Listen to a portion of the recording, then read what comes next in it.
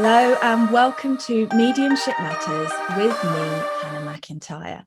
And today I am joined by TJ Higgs, who has come to share her story, her experiences and her life with spirit with us. Hi, TJ. Hi, Hannah. Thank you for inviting me. Thank you. Thank you. We're both being very well behaved now. We've been giggling and now we're both taking it too far the other way. Very serious. So, TJ, introduce yourself to everybody. Tell us a bit about your work. Gosh. So yeah, I'm TJ. And people always ask me about my name as well, because my name is actually Tracy. And I was retitled by my manager a few years ago because I had to dye my hair dark. So I became TJ Higgs with dark hair and for a TV show for Psychic Private Eyes. So it kind of stuck then, you know. So it sounds really bad when you say my working name is TJ, you know, but my real name is Tracy. So my friends and family obviously would call me that, among other things, I guess. But yeah, so I am a natural medium. So I was like Lady Gaga. I was born this way, and I've worked, gosh, everywhere. Do you know, when you think about it, it's like, it's mad, isn't it? You know, and I am very grateful, obviously, but sometimes when you reflect, you don't remember what you've done. I work all over the world. I'm very, very lucky for that. Very, very lucky. I've worked with some beautiful people who are no longer in this world. Colin Fry and Acorah. We just had 7 years anniversary of Colin, which is mad, absolutely mad. I've written some books. I've done television.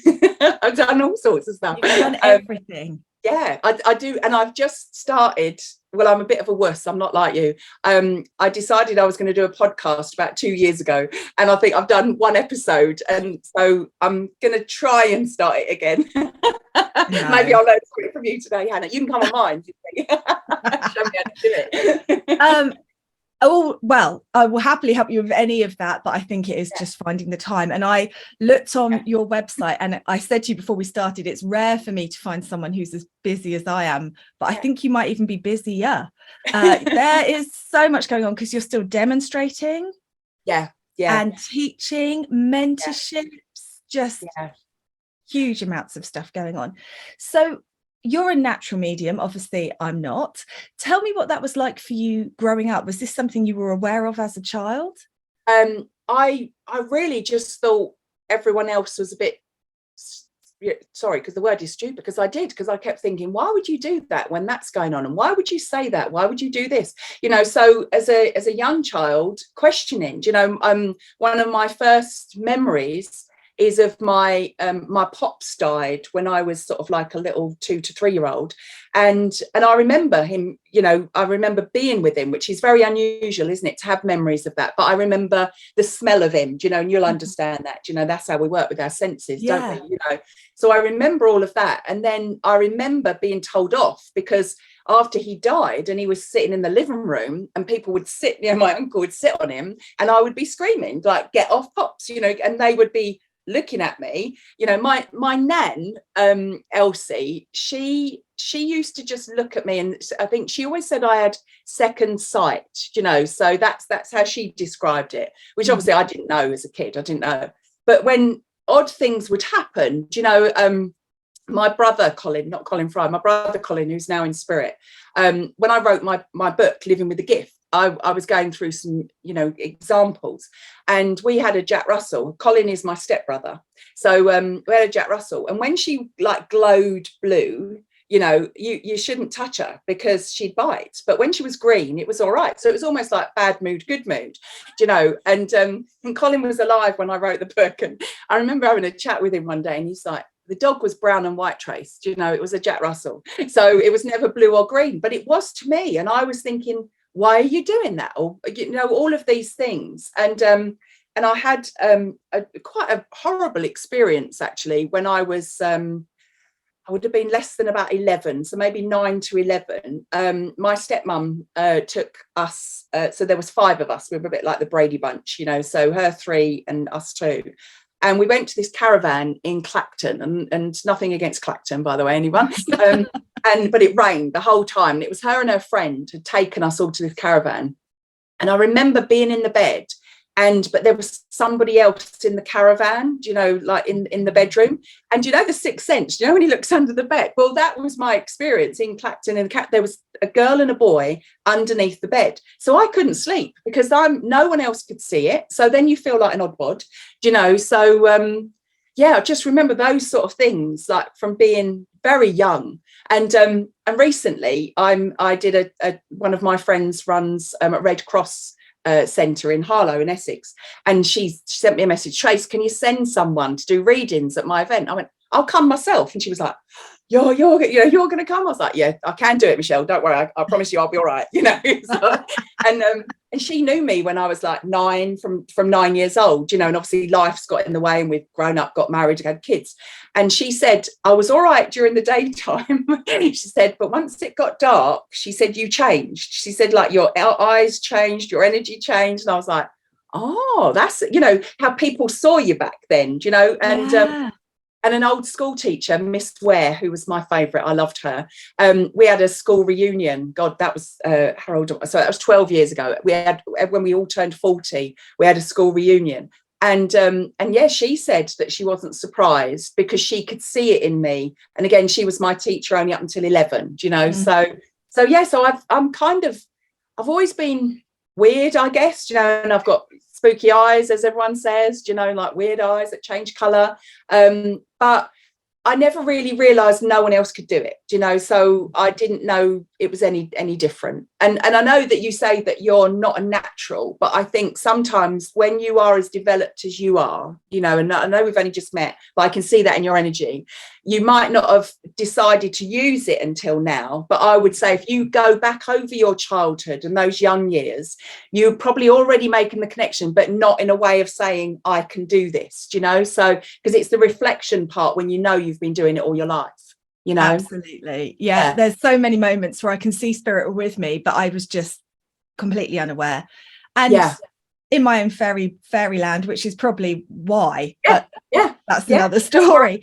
Yeah, absolutely. So now here's the interesting bit, because a natural medium is one thing, but you demonstrate on stage. I've watched you on your online videos, on your website and stuff like that. Of course, you've got an amazing stage presence. So sometimes you can have a natural medium who perhaps doesn't have the stage presence and the ability to bring everybody in the audience on the journey with you, because it's not about one-on-one. So how did you develop that? I was literally thrown on stage. Perfect. I did before I worked with Colin, I did a demonstration. I sort of thought, right, I'm just gonna have a go. So I just booked this hall locally and thought hopefully people will come, and it held 100 people and we sold out like over the weekend. And I was like, oh my God, they're really gonna come, I've got to do this. And I have a very comical guide, you know, and I know a lot of people are like, whoa, but aren't guides all supposed to be, you know, with pling pling music and all that stuff? Well, mine isn't. You know, he was an Irish potato farmer, and he literally, when I work with him, he brings out humour as well, because the energy I have with him and the trust I have with him, you know. And I don't work like Derek. I don't talk to, he's called Paddy, I don't talk to Paddy and then spirit. I talk directly to the spirit family members. No one else gets in the way, otherwise it's Chinese whispers for me, you know. And I think I get off, you know, my energy gets off on the energy of the audience, you know, like on the or the congregation, however you want to term that, you know. So their energy coming at you, you know, builds your power. And I learned very, very quickly, as soon as I worked with Colin, my audiences, you know, the audiences I demonstrate in front of were like 1,500, 2,000, 3,500. You know, when you've got that much energy coming at you, you just float, you know, the energy. If you can make people like you as well. And but the one thing we'll say, as I'm saying that, but I've never been fake. I've always just been myself. I go on stage, I take my shoes off. You know, I don't really like the camera on somebody that's getting a message, because I think that's really intrusive. You know, that's almost like showing off, isn't it? You know, and it's like, oh, look, I can make someone cry. You know, I'm not really into all of that. But yeah, I just literally let them take over, and I don't know, I just trust them. I used, so my first ever demonstration, I stood backstage and I used to have makeup by the stage, because I would be like crying. I'm not even a medium. What am I doing here? Why am I going out there? And then it was like, as soon as I'm out there, it's a whole new world, you know. So and I'm still, I don't want to show off and say I don't get nervous, but I trust so much. So, but 5 minutes, if I'm on stage at 7:30, at least 5 minutes before, even my husband, he's not allowed to talk to me, touch me. No one's allowed anywhere near me for that 5 minutes, because I'm in my transition, you know. So I'm in this world, and then I'm in our world, you know, them and us. So yes, I think I don't know, I think probably nerves made me funny as well. No, they'd laugh at me, won't they? I mean, Colin used to give me a tip, but I don't know if I can tell you what that was. Oh, now you've got to. You can't say that and not share it. Well, if all else fails, I could show a part of my body, do you know? So it's almost like give them a flash. That's not exactly how Colin said it. Sorry, darling, but you did. But you know, and so he used to just say that if ever there was like, because if we travelled and we were exhausted, you know, because sometimes, I mean, one year we did about 224 demonstrations in 1 year. Imagine, that's exhausting. But we would literally do a demonstration, we'd travel, we'd sleep, we'd work, you know, we'd have a drink, then we go to bed, 4 o'clock in the morning, we'd sleep, we'd travel, sleep, work, you know.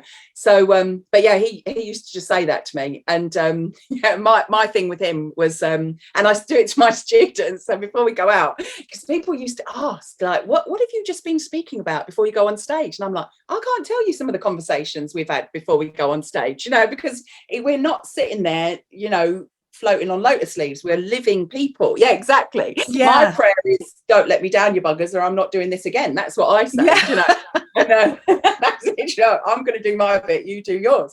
And even the last demonstration I saw Colin do was at the Hayes, in Hayes, the Beck Theatre, which is my favourite theatre. And it's where I did my very first solo show with Colin as my guest, which was like really mental. Like, Colin Fry as my guest, mad. And but we used to just say to each other, don't be shit, and that was it, you know. And I say it to my students, you know. And one of my beautiful students, John, recently did a demonstration for me at one of my events, and he said, have you got any advice for me? I went, yeah, don't be scruffy and don't be shit. And he was like, is that it? And I was like, yeah, you know what you're doing, just don't do that, you know. So and he was, you know, John was amazing. So but yeah, I don't know, that you can hear in my voice, can't you? Like the magical moments we've had on tour, you know, and some very interesting things happen on tour as well. I wanted to put some of that in my book, but I wasn't allowed. So yeah, that would be a good book. It would be one day, maybe a tell-all. Yes. And you're so right, because demonstrating is my favorite thing to do, and it is because of that buzzy energy. If you can get the audience with you, sometimes I feel like some of them need CPR, but I'm working on it. I haven't had to flash them yet, but I will now keep that in my that'll break the silence. But I think you know, and it sounds awful because obviously you can hear in my accent, I am from North London, so that's where I was born, so I am a southern girl. But I prefer demonstrating from the Midlands upwards. Wales is beautiful, Ireland and Scotland, stunning. But the Southerners, you know, the Southern audiences, they'll sit there with their arms and legs crossed, looking like pretzels, and sort of like, prove it to me.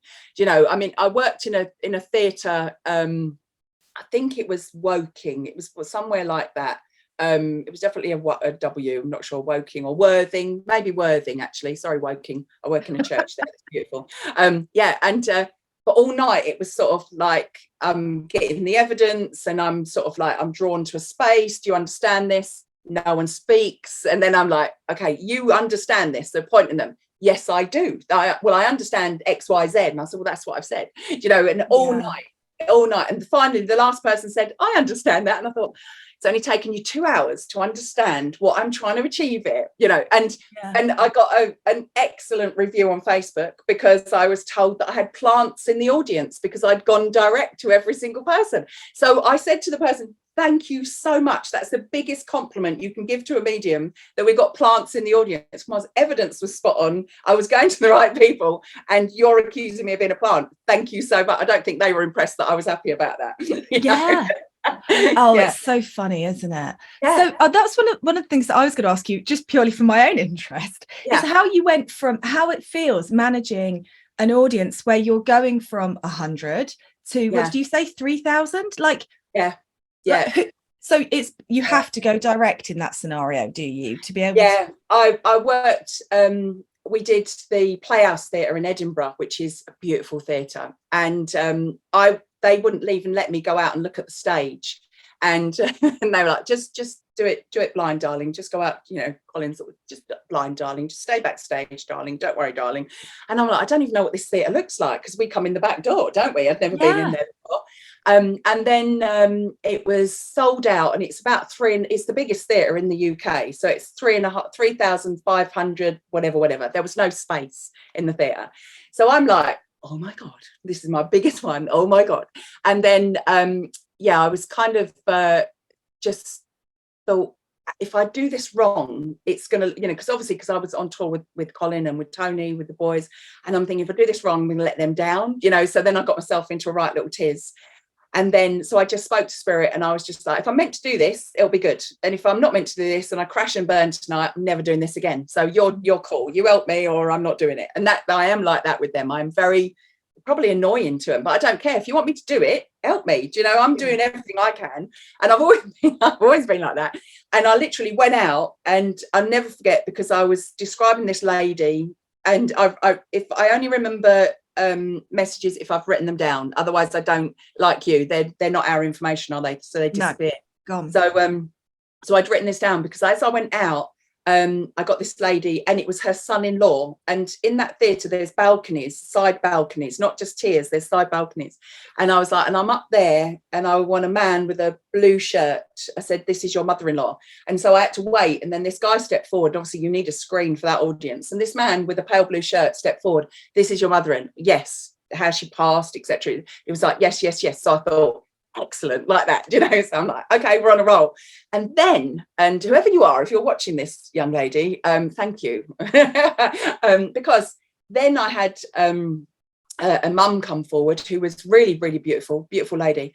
And as I've placed the message, it's on the top tier. So I've gone, I'm right up there. Can you put the camera up there? They've got the microphone there. And this voice comes back. And obviously I can't see because it's so far away and so high. And this voice comes back, and I thought, Spirit woman was like, it's not my daughter. That's not my daughter. So I was like, got it wrong. Do you know something? I got it wrong. So I turned round, looked at the screen, and this lady that had taken the microphone, I was like, can you pass the microphone to along? Because this isn't your mum. Your mum's not passed. And this woman's face just dropped on the screen, and she handed it over. And then this lady said, hello. And I was like, yeah, this your mum, like that. So all the audience were a bit like, woo. And I was like, thank God, it's all right. I'm with the right person. But they actually said afterwards, they were trying to trick me to see if I could actually do it. And I thought, thanks a lot.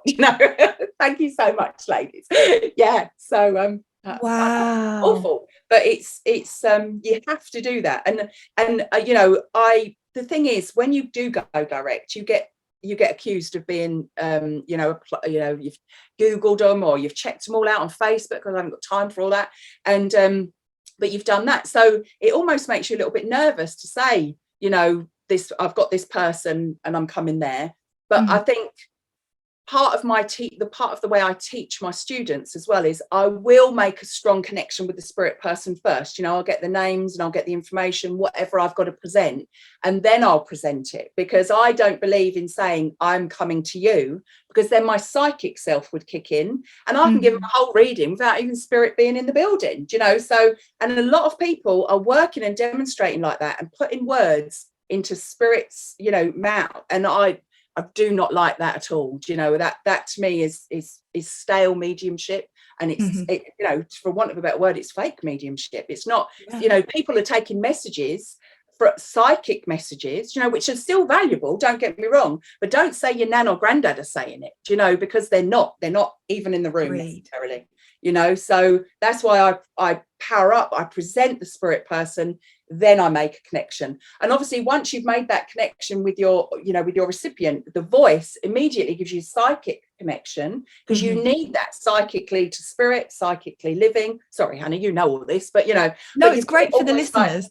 well, you have to touch a little bit, don't you? But then Yes. you've got to come out, because otherwise you could be lazy. I mean, and I've done it in front of, not publicly, don't worry, I've never done this on stage, but with my students, I stood up and I was like, right, I've got a man, he's about 70 or 80, he's got his shirt sleeves rolled up, you know, he's got problems breathing, he might have problems with his heart, he's coughing a little bit, just complete rubbish. Did not even have that man with me. So I was like, how many of you can take this man? I didn't give any names in my evidence, or any kind of easy dads or whatever. And about 7 of a group of 20 put their hands up. So I was like, so which one of you thinks I've got your granddad? You know, and they put in their hands up, and I said, I'm not even talking to spirit, I've just made that up. I said, and you all think that I've made that connection. And that's the place I teach from, you know. So because if we can't believe it and do it honestly and truthfully, I think the people, and I do call them muggles, sorry. Me too, that's right. Yeah. Listeners have heard that. You're fine. They've got to, you know, we've got to present realistically, and like we said before, didn't we, like a human being, you know, not this magical mystical creature that's on stage, you know. And I think people are coming round to the idea, you know, they need us, you know, they do need us, and our work is changing. But don't say something, you know, if you know, if I read for you now and say, you know, I'm picking up, you're going to get a new blue car, you know, I'm not going to say, oh, and your nan's telling me that, you know, because that's in your psychic energy. And a lot of people don't know the difference. And I've had students, you know, on my mentorship programs that are already demonstrating, and they don't know the difference. And I'm like, they do now, don't worry, they do now. Yeah. They've come through my school, they've probably cried a lot, or with me. Oh, it is a journey of tears. Yeah. It's always a journey of tears. But and you can see it sometimes, certainly in smaller settings, I've seen it, because what you get is the medium walking nearer and nearer to the audience, because they're trying to strengthen that and walking away from spirit and nearer and into the audience, because they're magnetized by it. And you're right, lots of people don't talk about that, don't know that. I didn't know that was a thing for the first 8 years of my development. And then I went to see a medium work, and I went, hang on a minute. And my guides were talking to me, and they said this, and it blew my mind, because no one was saying it. No, so I learned it very early. Actually, somebody gave me a message from my nan in a teaching environment. And my nan said that I was working too much. My nan did not want me to be public with my mediumship. All I'd done was a magazine. I'd done Spirit and Destiny, and I don't talk about what I do, you know. I don't show off, because if you find it, you find it, and if you don't, you're not meant to, you know. So I wasn't showing off, but this person obviously had a little bit of a being up on it about what I'd done. And so I was in a teaching environment, and the teacher was a beautiful woman called Leah Bond. So I don't know if you've ever come across her. She is stunning. Yes. I love her. And Leah came across, and I said, my nan's just said all of this, you know. And Leah straight away just said, there was no spirit communication there, my dear, and just walked straight past me. And I was like, so that woman has just told me all that. And like, I'm believing and trusting in this person because they are an advanced medium, you know, they're ahead of me, etc., etc. So yeah, I learned that very, very quickly. And I'm always mindful of it when I work, you know. So yeah. And I think when you've got a busy energy, because you and I have quite matched with that kind of let's do more, woo, what can we do now? I think it is a lot for some people. I accept that about myself. But always, whenever I get the slow down, rest, I just go because a spirit always match me. They're on this crazy journey with me. They want to see what we can do next and what we can create and what fun we can have. They're not there. Yeah. Well, so, my argument is, if spirit didn't want me to do it, they wouldn't let me do it. Do you know, they would stop you. Do you know, there have been times when they've said, you know, you need a break, and I'm like, yeah, and you need a break, and I'm like, yeah, you know, next week, and then it's almost like, right, you're not going to be able to move, your back's going to be out, or you know, tonsillitis every time. Exactly, lose your voice, colds, you know, something like that. They will literally stop us. So I like you, I trust that, you know, and for whatever reason, you know, we are busy, but maybe because we are coming from a place of honesty. You know, we do something to some people that's magical and amazing, but people need to know that they can do it themselves. They can feel spirit themselves. We are not special. We are just trying to show the world what is possible, you know, to everyone. And I can feel your soul now, Hannah. You're making me emotional as well. I can feel that. And I think that's who we are, you know. I can feel that. Oh God. That's an unexpected turn, but absolutely. And also that you can still be human. You can still, I mean, I still like trashy TV.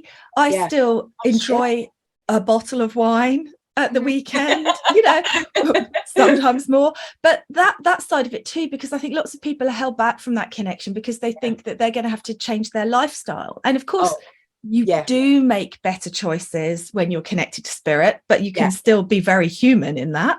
Absolutely. I mean, that brings to mind, I work in Japan, you know, unfortunately because of COVID, but the last sort of 7 years, I was traveling to Japan, you know, 3 times a year. And I never forget, I had a beautiful lady. Some of my students range, I do have some young ones, but mainly they're sort of 45 to sort of like 75, you know, my student age. And this lovely little lady stood up and she said, I need to know some answers to this. And obviously it's all through an interpreter. And as she started asking questions, I could feel my interpreter's energy. My interpreter's like, oh, this is going to be interesting. And I'm like, hurry up. I want to know what they're saying. But you learn in the end, you learn to feel it. I don't speak Japanese, but I feel it. So I understand what they're saying. But her questions were, do I eat meat? And so, yes, I do, you know, and do I drink coffee? Well, I had a Starbucks on my desk, you know, so it's like, yeah, exactly. I'm being good today. I've got water today only because I got a bit of a sore throat. I've had a coffee before that. But yeah, I drink coffee. And what was the other thing she said? Meditation. I don't meditate. I haven't got the minute. I can't do it. I just can't do it. So I sit in my power, which is with music and songs and energize, but I don't de-energize, if you like. So all of these questions. And so I said to her, well, yes, I eat meat. I eat sugar. I drink coffee. I don't smoke, but I don't really like it, you know. So I would, if I wanted to smoke, I'd smoke. And then one of her questions was that she'd been told, and it had been written, this is how they presented, it had been written that you can't do these things and that you're not allowed to have sex. So so she said, what do you think of these answers? So as I went through them all, I was like, yes. I said, and my now husband used to travel with me, you know, when I was over, and I said, well, ask my, you know, he was then I think my boyfriend at the time. I said, well, ask my boyfriend what he would think of that, like that. And she just went, you know, blushed and went really sort of quiet and all small. And I was like, because we've got to remember, you know, and I understand about making good choices because of our energy, you know, we have to be tip top, don't we, you know? So but the thing is, in the spirit world, there are people that drunk, that smoked, that drank coffee, you know, that weren't always, you know, would have sworn, you know, and all of these things, and obviously had sex, you know. So the people we're communicating with did all of those things. So why do we not have to, why can't we do that to talk to them? Do you know, I know if I was dead, I wouldn't be going to somebody that was living on dust and drinking water, do you know, and meditated 24 hours a day. They wouldn't be my person, and they certainly wouldn't have my vocabulary to be able to communicate for me, do you know? And spirit like it to be fun, don't they? I find that they want to come in and play. They don't want to come in and be, here's my CV of my life, this is how I died, this is now I've got grey hair. I said, the last thing I'm coming back as is grey haired, because I've spent a lot of money not being grey haired. Why is that evidence? You know, you get past a certain age, you're all grey haired. So why am I a little old lady with grey hair? It's like boring, you know. Surely my grandmother always confuses people with that, because she comes in at like 45 with dark hair, looking really stylish with her lippy on, and everyone's like, what? But why would you come in? That's not evidence, is it? You know, your grey hair is not evidence. Unless you're weirdly short or weirdly tall. I don't care how tall you are either, because that's not evidence. You know, I don't remember. I mean, it depends what shoes I'm wearing, how tall I am. You know, that's not evidence to the person I love to come back. My weird eyes, obviously, would sort of make my kids know that it was me in the room, you know, but certainly not, you know, probably coming in with a glass of gin. They're probably like, that's mum, you know, but not floating on a blooming lotus leaf. Do you know, that's too much of that. And And I really believe, and I think, Hannah, from the way that you communicate with me, you know, spiritually as well, I can feel you. I think spirit want it to be real, you know, and they've been saying this for the last few years, haven't they? Do you know, so I think from about when I was 48, it started to change. So that was about last four or 5 years before COVID. Anyway, definitely before COVID. So this isn't a post-COVID thing. And I think they want us to look at the world and help people look at the world in different ways as well, you know. So, and it's not all about, I mean, being able to communicate with spirit is amazing, and it's healing, and it can bring closure. But the people here need to remember to live, you know, and that's why, you know, when I teach, obviously, if someone's passed of a particular illness, you know, it's like my mum passed a few years ago and she had cancer, you know, so my mum lost weight. Of course she did. She had cancer. You know, cancer causes people to lose weight. But I don't need to hear that. I need to hear I mean, I didn't really have a very close relationship with her, but I want to know what her personality was like. You know, what did she achieve? Because by a medium taking you back to that last moment, you're already grieving that's replaying in your mind 24/7, that last moment, that last smell, that last breath. But we need to take our clients back away from that and back to when the person was alive and living the best life that they could be, you know, and then get on with our life, because spirit watch us all the time. You know, they don't want us sitting here crying in a corner. Now, I'm not saying that you shouldn't be grieving, because grief is massive, you know, and if you've just lost someone, then yes, you will be crying, and spirit will be all you know, alongside you for that. But then you have to start taking small steps back into your life, so they've got somewhere to come along with you, you know, because gravesides, I know they can be so healing for a certain amount of time, but you know, who wants to hang out in a graveyard, you know? So I'd rather be sitting, you know, in my son's living room, you know, with my grandchildren that aren't here yet, you know, but so he listens to this, and I'm ready. He's not married yet. Next year. But hurry up. But you know what I mean? They spirit will be with you wherever you are, so you don't need to put yourself in a position where you can't live, you know. And I understand immediate grief is that's necessary, isn't it? And it is necessary, because you've got to spend time, and it's like, you know, we're talking now, just, you know, not even a week after the Queen's died, you know, and that poor man is having to go on TV and address us and make us all feel good about the future of our country, grieving his mum, you know, and they're all grieving grandparent, mum, you know, auntie, whatever, you know, they're all grieving like that.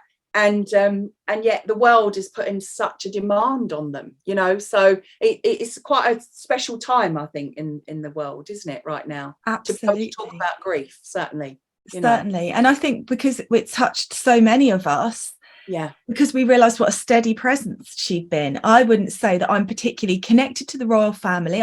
It's a life of service that I would not have wanted to live. I think a very challenging existence, but just to have that pulled out from us just feels like another thing at the moment. So it's fascinating. It does, doesn't it? But I think these things, and it's the same with COVID, you know, I think that experience and this experience, 9/11 experience, all these experiences that us as a nation, but the world felt the Queen go, you know, and the world felt COVID, and the world felt 9/11, you know, and other disasters, and, you know, fires and things that have gone on. But I just think these are like little wake-up calls, you know, they're like little shakes from spirit to say, what about your neighbours? What about the, you know, and all this, you know, the Black Lives Matter movement and things like that? We're all souls at the end of the day. Does it matter what colour we came in, you know, for this incarnation? You know, so I think they are trying to shake us awake, but we don't want to become too woke that we can't be ourselves, you know, that we can't speak in our own languages, you know. So because I think sometimes it can go a little bit too far, but I do think I hope we're reaching out a little bit more. COVID certainly helped that. Even though we weren't allowed to be together, we still reached out for each other. So I hope, you know, if we can honour her and reach out to each other, that would be lovely, wouldn't it? Absolutely, definitely. And completely agree with everything you've said. I think the more you work with spirit, the more you realize how precious life is, and it could go at any moment. I thought when I started I'd be mainly speaking to elderly people, and I'm not. It doesn't work like that. And so you think, actually, that guy I connected with was my age. That person has lost a child, you start to realize how precious it really is, and that you've got to make the most of it.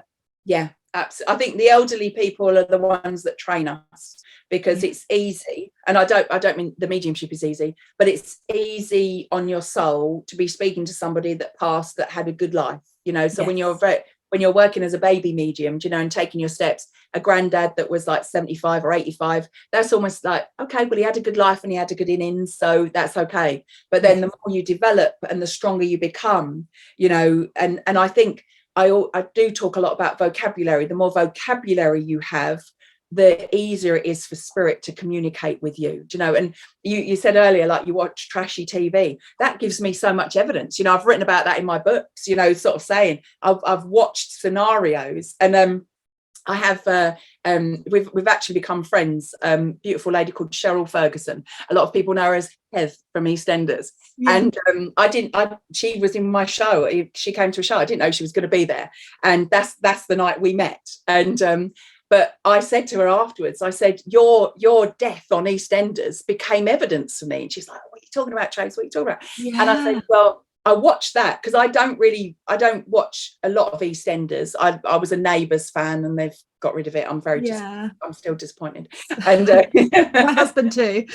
Is he? Okay. Well, he's gutted. I am. I had to get over that, and then I went on honeymoon, so it was all right. I had a honeymoon just after that finished, so I kind of got over it a little bit easier. But no, the passing, and I'd watched it, and I literally, if the soaps, you know, when they do their dramatic, someone's going to die, I will record it, or I'll make sure I watch it, because it gives me evidence. And I was watching Hev on the TV pass, and literally, I think it was about a week, 10 days. It was within a month. I was on stage, and all of a sudden I saw that whole scene go through my head, and this person had been hit.